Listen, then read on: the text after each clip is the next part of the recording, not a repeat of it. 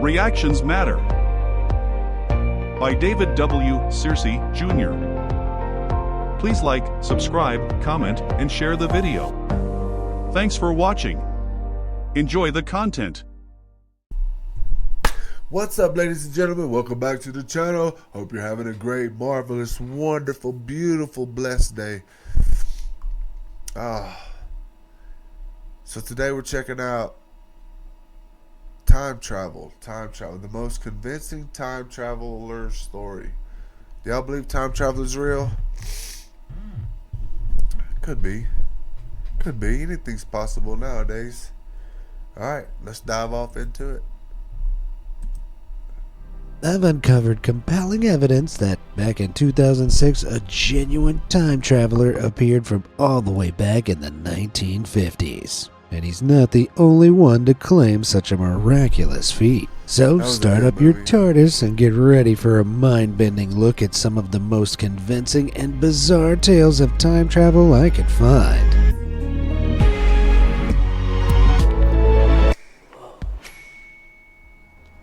The Man from Kiev.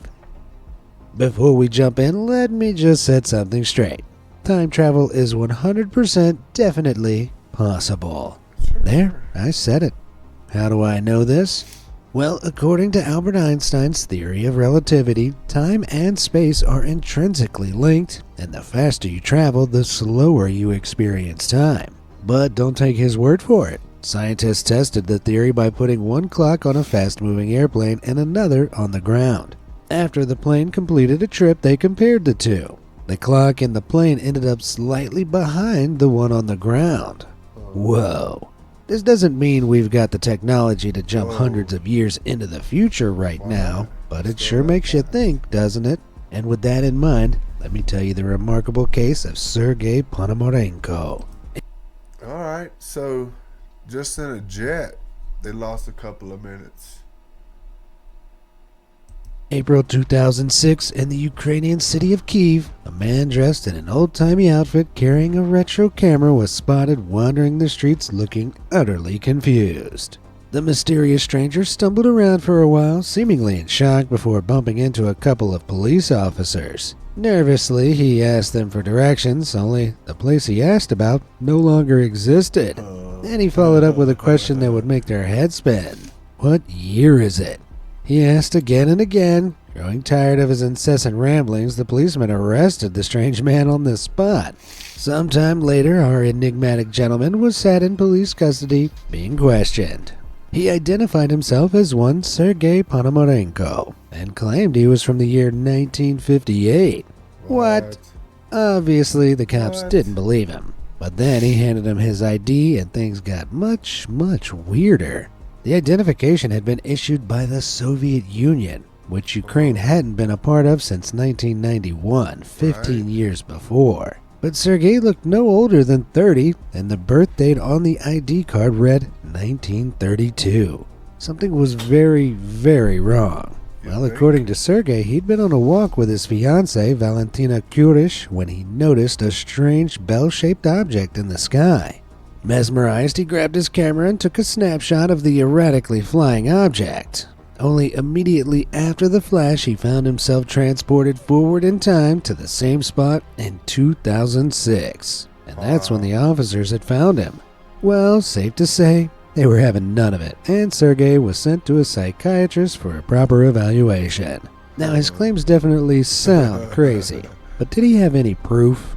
Well, actually, yeah.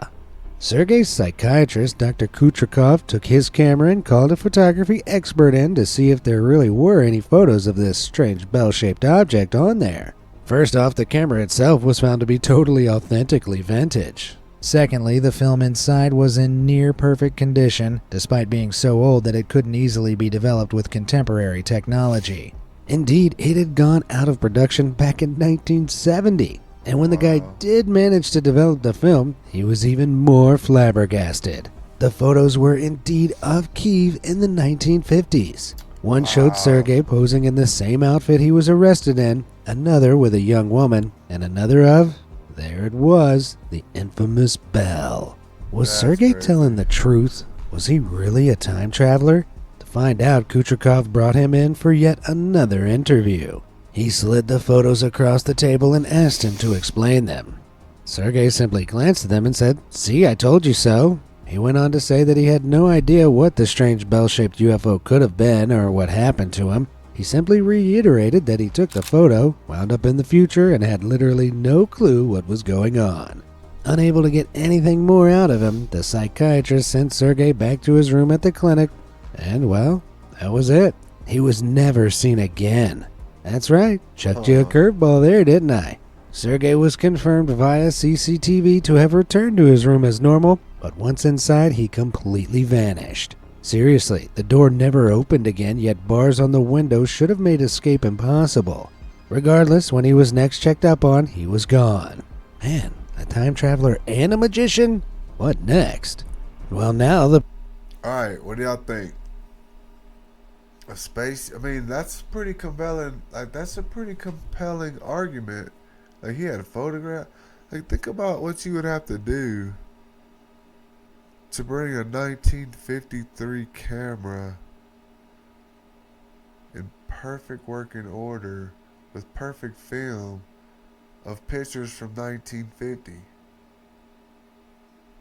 Like, if that's not real, that's a heck of a hoax. Like, oh my God, he put some time into that. The police had a missing person case on their hands. In an effort to learn more about the mysterious character, they looked up old records from Soviet-era Ukraine. Lo and behold, there had been a Sergei Ponomarenko living in the country at the time, and he'd been declared missing.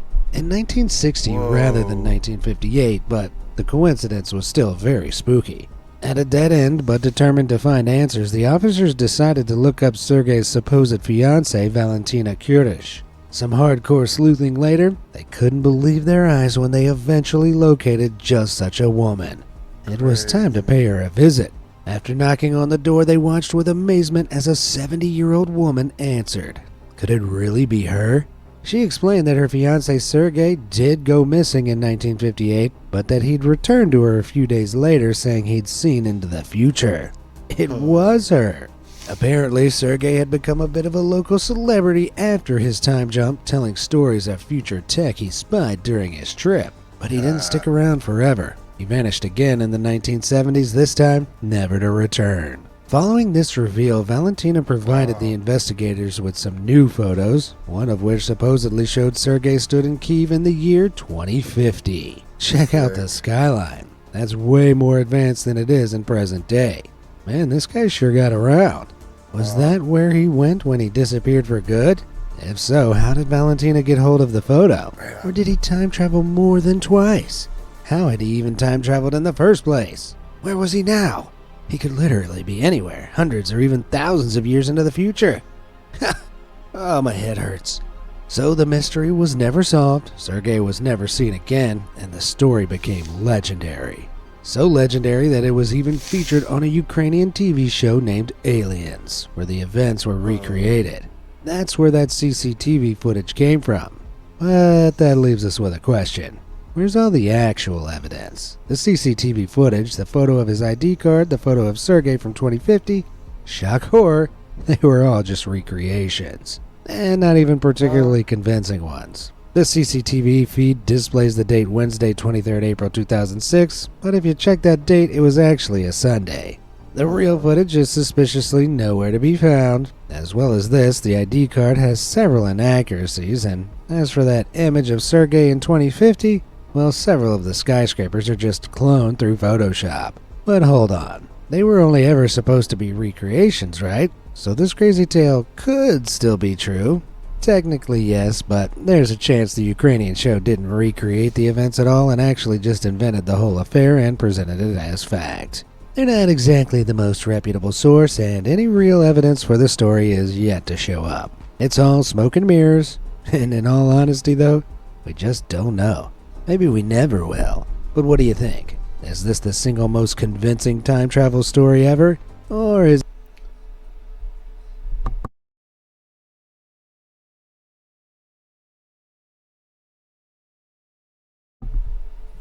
Who got a sneeze coming? Well, that's until the end there. Is it just an urban legend blown way out of proportion? Let me know in the comments below. Thought that was the only tale I'd have for you, did ya? Ha! Get a load of this. A wartime wonder. In 1935, a British air marshal named Sir Robert Victor Goddard, and yes, that is a real photo of him this time, was out on a routine flying mission. But it would wind up being anything but routine. See, Goddard was traveling from Scotland back to his home base in Andover, England, and while soaring back home, he flew over a derelict airbase near Drem. This once bustling military station had long ago been converted into farmland and was now overgrown and largely abandoned. While he was glancing at the hangars below, Goddard was shocked to see a storm rolling in out of nowhere. But not just any storm, oh no. These clouds were an otherworldly brown and yellow color with violent winds blowing from within them. In an instant, Goddard lost control of his plane and plummeted down through the clouds. But the faster he careened through them, the deeper he seemed to go. Eventually he emerged, panicked and sweating, but very much alive. Managing to wrestle back control of the plane, he found himself face to face once again with the airbase. Only this time, things were a little different. It wasn't so abandoned. What? In fact, far from the derelict field he'd seen before, there now was a fully functioning airbase bursting with activity and workers assembling strange planes that Goddard had never seen before. The planes were yellow, not the color of RAF planes, and the pilots wore blue overalls rather than the standard issue brown. Where had he gone? When had he gone? Then Goddard was abruptly flung into another tumultuous storm cloud and emerged back at home base. Seemingly everything was normal again. Bewildered and in shock, he told everyone he could about the incredible experience. Years passed and Goddard's story became well known, but why would anybody believe it? Well, by 1939, something wild happened. The airbase near Drem was renovated, and not only was it back in action, but yellow planes and blue overalls became the RAF's norm. Whoa. Everything that Goddard saw came true. So back in 1935, had he briefly jumped forward in time? The pilot himself claims he must have flown through a time slip, which is kind of like a blip in space-time that can send you to another point in history. If that sounds unbelievable, it's because it is. And many people reckon he was either hallucinating or made the whole thing up for attention. But me, I'm not too sure. It's doubtful an RAF pilot would make silly things up like that, let alone one as celebrated and respected as Victor Goddard. A random hallucination seems equally unlikely, and how do you explain what he saw actually coming true? Simple coincidence? Goddard went on to become a firm believer in the paranormal, and he even wound up writing books on the subject. I have to say, whether what he saw was real or not, I do believe he at least thought it was. Now, I can't guarantee I'll be able to help you time travel, but I can guarantee you a good time. Why not drop a like and subscribe to the channel today? That way you'll never miss out on another crazy video just like this one. All done? Alright, so you're flying in an airplane, whoa, and all of a sudden some weird clouds form around you. And then your nose dive. Anything is possible. I mean, seriously, anything is possible. Awesome. Let's dive back in. The Time Authority. Now, there's been a whole host of people who have claimed to be the very first time traveler captured on film. But this next guy, known under the pseudonym as Dziga Vertov, has actually developed a following of true believers. In a YouTube interview from 2014, he shared his story. Okay. So, how long, just give me a general sense, is your future from now? I'm from the 30th, but that's all I'm going to tell you. I'm operating a little bit under the radar here because there are plenty of people who don't approve of fraternizing with historic citizens. By the 30th, he's referring to the century he's from, so around the year 3000. Unfortunately, he doesn't confirm if they live underwater, but goes on to say he concealed his identity during the interview to keep off the radar of an organization called the Time Authority. Now stick with me here. According to Vertov, the Time Authority is incredibly powerful and works to ensure time travelers and ordinary people don't change the set path of history. To achieve this, they can wipe your memory or even trap you in a perpetual cell while a clone is sent out to replace you. Yeesh. So, if he can be believed, Vertov risked a lot to do the interview. But why? Well, it wasn't for anything positive, that's for sure. It came with a warning. Your children and great-grandchildren will certainly see catastrophe. Ah, nice. Apparently, in the near future, society will collapse and money will cease to exist. However, Vertov also assured us that eventually we'll rebuild and learn how to harness limitless resources.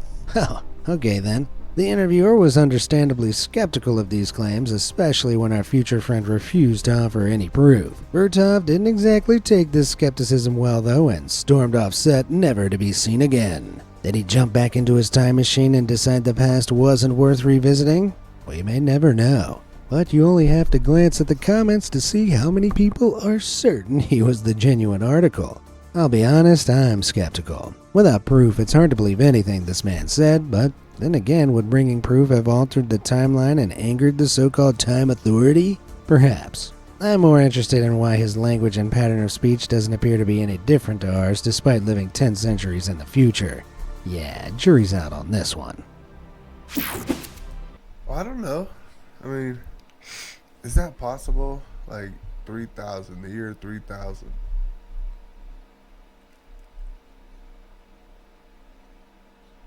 A very long nap.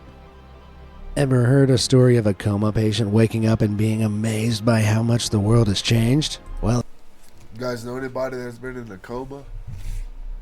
as crazy as it must be to wake up 20 years later, Paul Amadeus Dynock can one-up that feat. In 1921, he fell into a coma only to wake up in the year 3906. What? Holy cow, how's that for time travel? Right, so a little background. Dynock was a Swiss teacher born in 1884. He fell madly in love with a woman who ended up leaving him for a rich man, sending him into a deep depression. Then in 1917, he was diagnosed with encephalitis lethargica, the sleeping disease. Man, can this guy catch a break?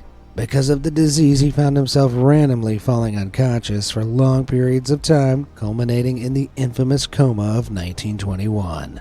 This time, when Dynock awoke, he was in a hospital, but one completely unlike the Zurich hospital he'd been comatose in. And the location wasn't the only thing that had changed. He was in a completely different body. Dynock found himself inhabiting the form of a physicist named Andreas Northam, who was recovering from an accident.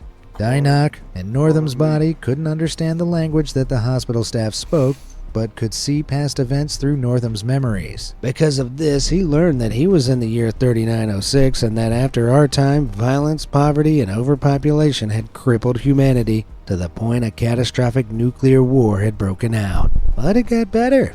In the aftermath, our species rebuilt under a new world government, one with true equality and prosperity. Then it got really weird. Strange spiritual entities visited Earth and brought enlightenment to humanity. Humans even learned how to control the chemicals in our bodies. Sounds pretty fantastical, but we are talking almost 2,000 years into the future here. It's safe to say that after centuries of turmoil, the world of 3906 was essentially a utopia. Heck, people only worked for 2 years and then retired. Think of all the free time I'd have to Morse dance. While living in the future, Dynock fell in love with a woman who he believed was the reincarnation of his lost love. But it wasn't to last forever. Finally, after a year of utopia, he suddenly awoke back in the year 1922.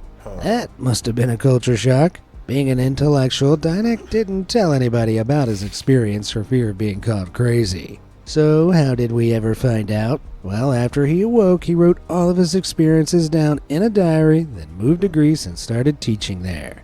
While there, he passed on the diary to his favorite student, George Papahatsis, for him to read over. Despite being told never to share the work, however, Papahatsis ended up betraying his teacher and publishing it in 1972. Wow.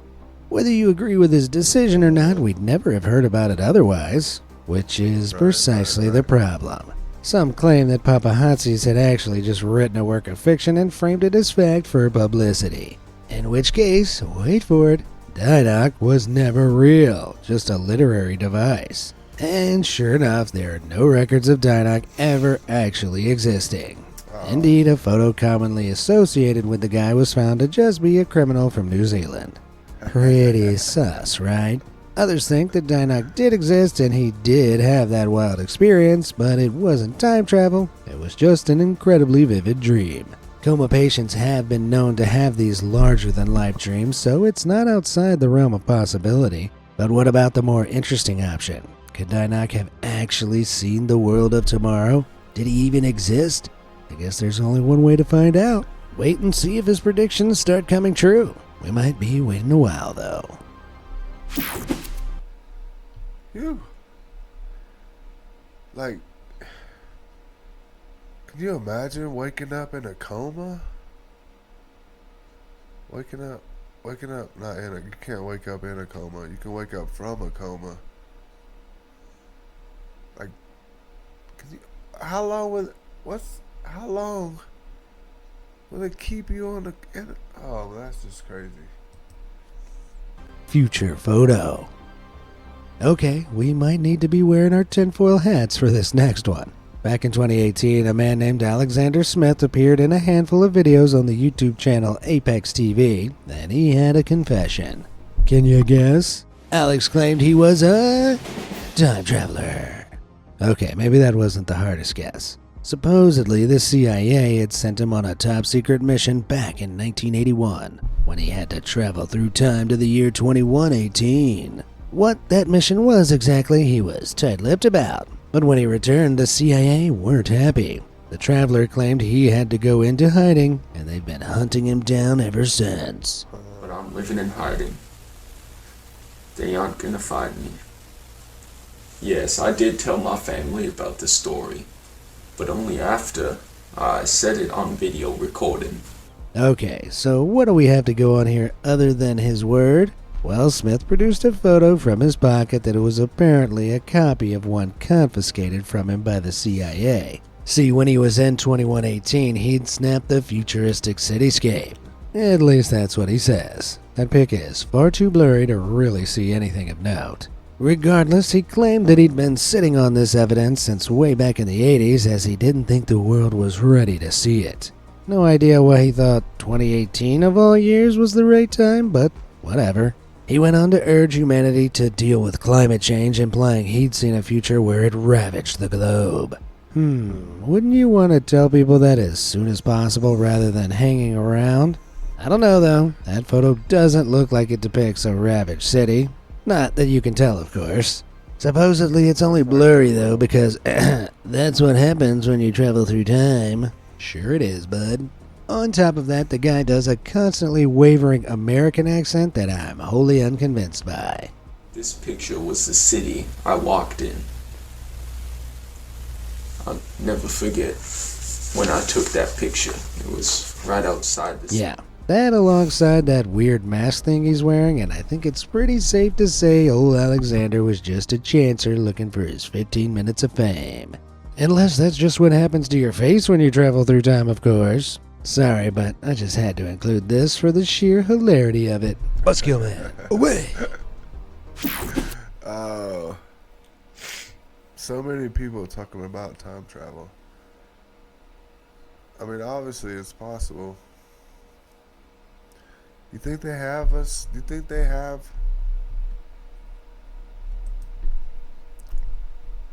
That's a lot to comprehend, man. That's a lot to comprehend. Sinkhole. If you thought time traveling through your dreams was wacky, buckle your seatbelts. In a 2006 documentary, a Swedish fella named Håkan Nordqvist regaled the world with his own insane time travel experience. Supposedly, one day he'd noticed a leak underneath his sink, so he promptly grabbed his tools and got to work. As he reached in to fix it, however, he was confused to find the back of the sink seemed to move away from him, as if by magic. Further and further he reached until he realized he'd have to crawl under it to get to the leaky spot. So down he went, but suddenly a blinding white light erupted from out of nowhere and rapidly engulfed him. When it faded away, Håkan wasn't in the kitchen anymore. Our guy was now outside and somebody was standing in front of him. Someone he recognized. With a lurch in his stomach, Håkan realized he was staring at himself. only an older version. This other him was delighted to see his former self, and although young Hakan was incredibly confused, the duo quickly got to chatting. Knowing nobody would believe him, the younger man took his cell phone out and filmed the interaction.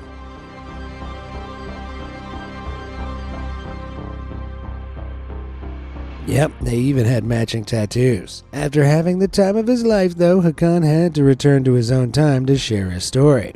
And since the documentary first aired, it's been causing a stir on the internet ever since, with many people utterly convinced. Only is everything as it seems? In the doc, he never actually says how he returned.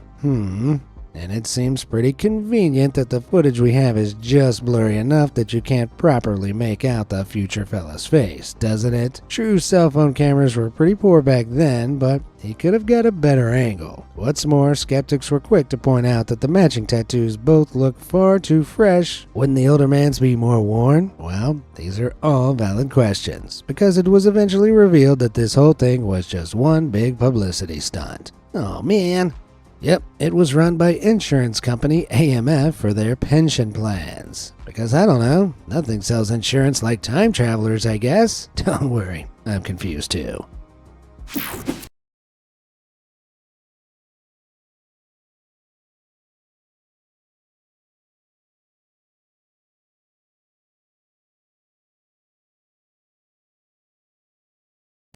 Mysterious messages. You wouldn't have thought it, but back in 1984, a dusty old cottage in the English village of Dawdleston was about to play host to one of the wildest accounts of time travel I've ever heard. Teacher Ken Webster was living there with his girlfriend Debbie and their long-term guest Nicola. They were renovating the property when they noticed some strange six-toed footprints on the floor and walls. Dismissing it as a prank, they ignored the odd footprints, but things got weirder. Inexplicable cold spots started appearing throughout the cottage. The trio noticed strange shadows flickering across the walls, and on several occasions they walked into a room to find tins of cat food stacked neatly in a pyramid. Okay. Doing their best to ignore the strange happenings, they soldiered on, until one day everything changed. Ken was teaching at a local school and managed to get permission to bring a then state-of-the-art computer back with him. Excitedly, he booted it up and was shocked to see strange text appearing on the screen. It was some kind of creepy poem about nightmares and withering flowers, but Ken couldn't make much sense of it. And it didn't stop there. Before long, a second, even weirder message appeared. This one was written in an old dialect and directly accused Webster of stealing the house from them. It was enigmatically signed LW. At first, Ken thought it must have been some kind of prank, but remember, this was 1984, when the internet was supremely primitive and Ken's computer wasn't connected to any network, so it couldn't have been. On a whim, Ken tentatively typed a message to LW back, and incredibly, he got a response. And another. And another. Slowly, surely, LW and Ken got to know each other. LW was actually called Lucas, and he claimed to be living in the 1500s, which explains the dialect, on the same plot of land that Ken's cottage now occupied. It was Lucas that had been causing the weird activity before through some kind of time slip in order to try and get Ken's attention. What's more, Lucas eventually revealed that he'd also been talking to a mysterious third party who claimed to be from the year 2109. Okay, now my head's spinning. This man from the future had apparently traveled to the past and brought Lucas a Limsboisty, which translates to box of lights. Could this be the computer he was using to communicate with Ken? To confuse matters further, Lucas then admitted his real name was actually Thomas, and he'd been going under a moniker because the man from 2109 had ordered him to. Jeez. Still following? Then give yourself a pat on the back. Eventually, the man from 2109 joined the conversation as well and told Ken that he and Thomas were part of a secret experiment that would change the course of history. Okay. By revealing his real name, however, Thomas had potentially ruined the grand plan. What that plan was, we may never know. In his final correspondence, Thomas told Ken he'd been accused of witchcraft and was being forced from his land. I'd hazard a guess owning a futuristic computer hadn't done him any favors. Regardless, he had the time to thank Ken for his friendship and promised to write a book on the events before stashing it somewhere for him to find later. 2109 confirmed that one day the book would indeed be discovered before vanishing shortly afterwards, never to return. Ugh, that's super creepy and convoluted. But is there any truth to it? The whole thing sounds like a load of baloney, right? Well, the account of events is from Ken himself, who wrote a book about it called The Vertical Plane. Ken definitely profited from this, so there'd certainly be motive to fake it. But upon analyzing the messages from Thomas, English teacher Peter Trender concluded the vocabulary used was authentic to 1540s Cheshire and that they were therefore 100% genuine. Other academics have disagreed with this, pointing out various inconsistencies with the language that may point to it being a hoax. Despite this, we can never truly know, and Ken remains steadfast that many of the messages came through when nobody was in the house to be able to fake them. Thomas's promised book, however, remains unfound.